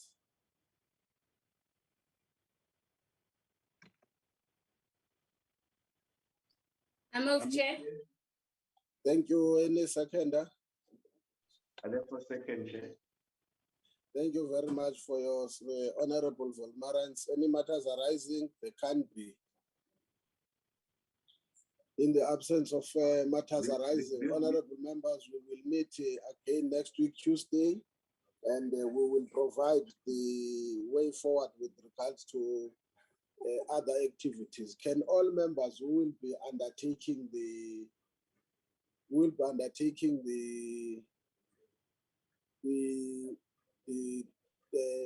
public hearing, please confirm with the Secretariat the soonest. Can I also appeal? I'm sure we will have a discussion with the Secretariat that we still have got time. We need to start informing most of these areas where we are going, as well as to start to do the necessary work as far as the interpretation of the information, as well as the level of the question of education exercise that must be done. On that note, the meeting stands. Chair, before you close, can we request that all the members stay behind quickly, Chair, that are on the platform? All the members that are on the platform, can we request that they quickly stay behind, Chair? I just want to raise something quickly. Or members of the committee? That's correct, Chair. Okay. No. The problem is that we don't know what does remaining behind main because we're on the virtual platform. But you are all released except the members of the committee. Thanks, Chair. Let's hear from Ayanda. I'll remove all these others, Ayanda.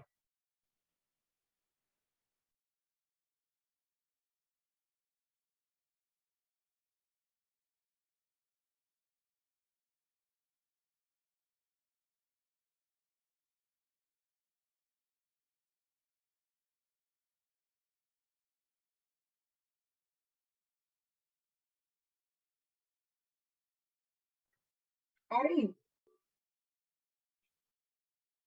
Yes, Ayanda. Yes. Please pick up your phone. Oh, okay. Is that the Secretariat caucus?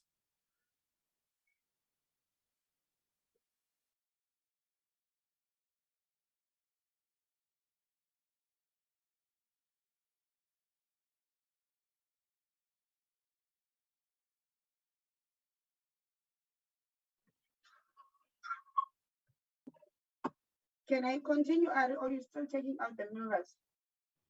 I'm still taking out the others, Ayanda. Okay.